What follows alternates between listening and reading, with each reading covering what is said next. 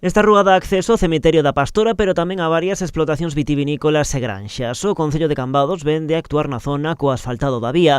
A mellora beneficia tamén a varias vivendas particulares que aínda a día de hoxe tiñan acceso de terra. Entra dentro dun plan que xa anunciamos tempo de que queremos que ao longo deste mandato pois non queden vivendas sin un acceso digno, non? E aquí había aínda algunha vivenda que non tiña acceso pavimentado siquera, non?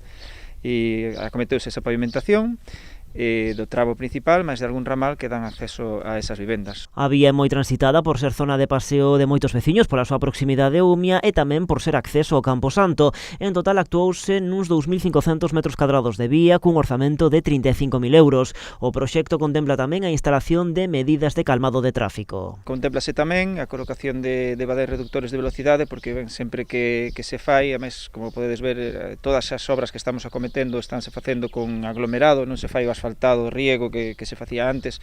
É certo que é máis caro, pero a durabilidade ao final a larga compensa.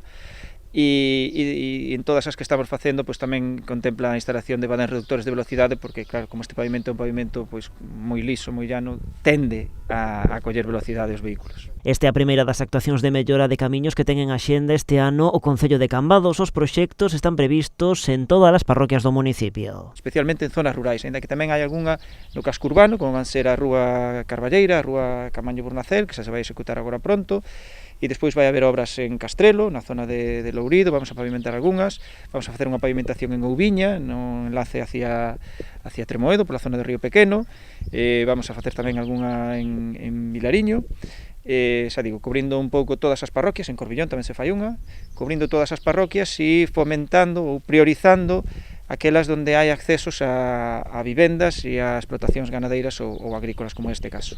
Para todos estes proxectos, o Goberno local vai destinar este ano unha partida de 180.000 euros.